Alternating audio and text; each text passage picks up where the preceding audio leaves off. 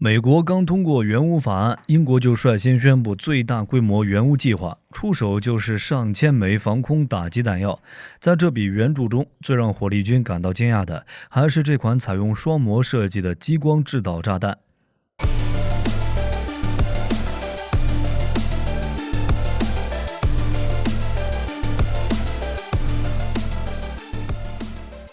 不得不说，欧洲老大哥还是很有实力的。在4月23日，英国首相苏纳克与北约秘书长斯托尔滕贝格访问了波兰，并与波兰总理图斯克进行了会面。在会谈中，苏纳克表示将为乌克兰提供最大规模的军事援助，同时英国国防工业也将进入战时状态。英国媒体表示，这是英国单笔最大的一揽子援乌计划。首先就是60艘船只，包括近海袭击艇、刚性袭击艇和潜水艇以及海炮，1600枚以上的防空打击弹药，以及额外的暴风影巡航导弹，400余辆军用车辆，包括哈士奇高机动车辆、装甲车以及全地形车。另外还有400万枚轻型弹药。在这笔援助中，值得注意的是巡航导弹、防空弹药以及打击弹药。首先，巡航导弹就是暴风影了。这款乌克兰战场的明星产品已经成为乌军的功勋武器。暴风影巡航导弹让乌克兰空军首次有了中远距离打击的能力，并凭借这款弹药多次扭转关键战局。比如打击黑海舰队的行动中，数艘俄军舰艇就是被暴风影击沉或损坏的。关于这款武器的性能，本频道已经多次对其介绍过，所以火力军就不再过多阐述了。由于这笔援助，英国并没有详细披露所有弹药清单，所以在防空弹药方面，火力军推断可能是 ASRAAM， 是 AIM-132空空导弹的防空版本。使用基于 HVM 高机动性底盘，再加上该弹改装为地面发射的移动防空武器系统。在 NASAMS 防空系统问世之前，没有人想到将成熟的空空导弹用于地面发射。当时，挪威为了节省防空系统研发经费，利用空空导弹搭配地面发射系统与雷达系统，研发新型防空系统。这样一个嫁接的想法，诞生了 NASAMS 这样的中程防空系统。不仅让美国大力引进，其他国家也纷纷效仿。英国自然也做了这样的事情，利用地面卡车底盘装备一套双轨发射器，空空导弹摇身一变，成为一款机动防空系统。ASRAM 采用红外成像制导头，拥有极高的抗干扰能力，同时还具备发射后锁定能力。同时 ，ASRAM 采用了可编程多模式激光近炸引信，可以选择触发模式。在去年，英国就开始为乌克兰提供了200枚以上的防空导弹，只是目前并不清楚，在1600枚弹药援助中 ，ASRAM 占了多少枚。当然，最重要的还是对地打击武器。防空只是为了让乌克兰坚持下去，而打击武器才是帮助乌军进攻的有效援助。有媒体表示，此次英国向乌克兰提供了宝石路系列激光制导炸弹，按照火力军推测，可能会是其中的宝石路4型。这是一种采用双模制导设计的高精度炸弹，滑翔距离超过30公里，具备一定的防区外打击能力。威力方面，与英国 JDAM 与英国 AASM 500磅级差不多。在20世纪60年代，地面防空火力发展迅猛，不仅装备了各种口径的高射炮，地空导弹也开始大量研发。在越南战争中，由于美军作战飞机只能利用普通炸弹对目标进行轰炸，不仅消耗巨大，作战飞机的安全性还无法保障。在这种情况下，美国开始研发新的对地武器。于是，美国空军军械发展试验中心在 Mk80 炸弹上加装激光制导系统，从而形成一种低成本的精确制导武器，后被命名为宝石路激光制导炸弹。制导部件由德克萨斯仪器公司制造，并在越南战场进行了实战。与普通炸弹一样，激光制导炸弹同样没有飞行能力，而是依靠惯性飞行。但在投射过程中，可以通过激光引导不断修正滑翔轨道与飞行姿态，从而达到精确制导的目的。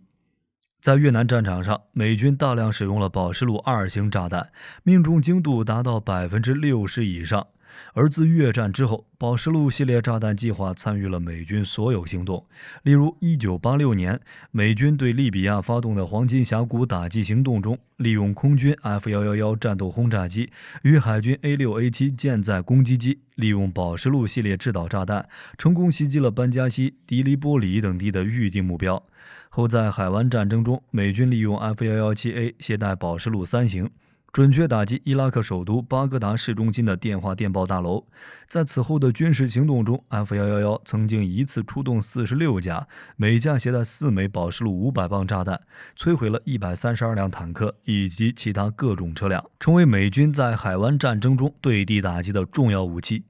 根据统计，美军共投掷了9300余枚，命中率达到80%以上。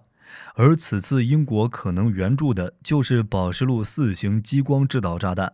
这是由雷神公司英国分部研发的，专为英国皇家空军设计，配备500磅高爆航空炸弹。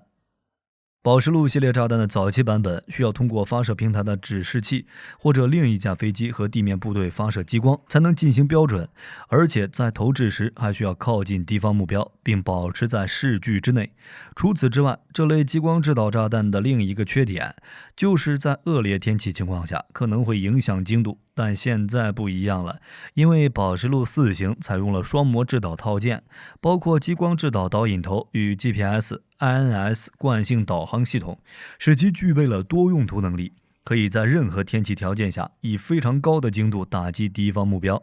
就算在恶劣天气情况下，宝石路4型的激光制导能力无法使用，也可以切换到 GPS-INS 制导模式。这种设计在一定程度上影响了 JDAM 精确制导炸弹。考虑到乌克兰战场上 GPS 信号可能会受到干扰，所以宝石路4型采用了抗干扰的 GPS-INS 部件，这对乌军来说非常重要。要知道，俄军已经在战场上成功干扰了有 GPS 辅助制导的 JDAM。除此之外，宝石路4型还可以在投掷前对目标坐标进行编程，引信可以根据不同高度选择空爆、碰炸以及延时引爆。在英国皇家空军招标时，曾对宝石路4型的威力进行要求，威力等同于500磅标准航空炸弹。后来，英国还对其进行了改进升级，配备了可以提供更低附带伤害的特定战斗部，以及用于打击坚固目标与深层目标的钻地弹头等。2008年，宝石路4型开始装备英国，并在阿富汗、利比亚、伊拉克以及叙利亚等地投入实战。目前，宝石路4型除了装备英国以外，只有沙特与卡塔尔使用，有台风战斗机装备。目前尚不清楚的是，乌克兰装备的法国铁锤精确制导炸弹采用了什么样的配置。这是一种火箭助推精确制导炸弹，采用 GPS-INS 制导方式，同样可以配备红外热成像或半主动激光制导部件。所以火力军推测，宝石路4型可能是乌军装备的第一种采用激光与 GPS-INS 双模制导方式的空射弹药。只是相对来说，宝石路4型的射程不如法国援助的铁锤与美国援助的 JDAM。在最佳条件下，铁锤与 JDAM 都可以打击70公里外的目标，而宝石路4型只能打击30公里左右的目标。英国也曾计划为其配备滑翔套件，并对洛克希德公司的 Longshot 套件进行了研究，不知道此次会不会为乌克兰提供。不管怎么说，宝石路4型的到来又能为乌克兰提供打击手段，不仅可以打击移动目标，在 GPS 受干扰的环境下，同样可以拥有不错的精度。这对于目前的乌克兰来说是非常关键的。那么，乌克兰该怎么装备这款武器呢？目前，乌军在装备 JDAM 时采用的方式是快速挂载。按照外界推测，乌军应该是以预先编程的模式使用，也就是在投掷 JDAM 之前就在地面设定好目标。虽然会失去飞行中重新设定目标的任务灵活性，但依旧可以对已经确定的目标进行精确打击，并具备防区外打击能力。相对来说，宝石路4激光制导炸弹的集成就具备很高的挑战性了，因为需要与飞机的瞄准吊舱或地面激光发射器进行集成。此前，北约为了帮助乌军挂载制式武器，协助乌军对战机挂架进行了重新设计。这种经过设计的特殊挂架可以让苏制战机携带北约制式武器，比如米格29、苏27等战机。值得注意的是，在乌军装备的苏24战机上配备了机载激光电视昼夜瞄准器，其中包括一个目标指示器，可以用来为激光制导武器指示目标。只是这是与苏联空地导弹配套的，不知道能否对宝石路系列激光制导弹药。除此之外，乌军还可能利用 F-16战机进行携带。预计在今年夏天，乌军就将装备丹麦援助的 F-16。只是有一点，在此之前 ，F-16从未集成过宝石路4激光制导炸弹，但与其比较相似的宝石路2型增强版已经集成完毕，可以在丹麦 F-16战机上使用。那就说明在集成方面不会存在太大的问题。目前来说，宝石路4激光制导炸弹什么时候出现在乌克兰，以及用哪种空中平台进行投放，就等后续乌军装备之后吧。但不可否认的是，这款弹药的援助为乌克兰提供了新的打击手段，并进一步证明英国在为乌克兰提供新型武器方面所起到的带头作用。此前，英国已经为乌克兰提供了 NLAW 单兵反装甲武器、星光便携防空导弹、暴风影巡航导弹以及挑战者主战坦克，这些都为乌军反攻行动或防御行动带来了积极的作用。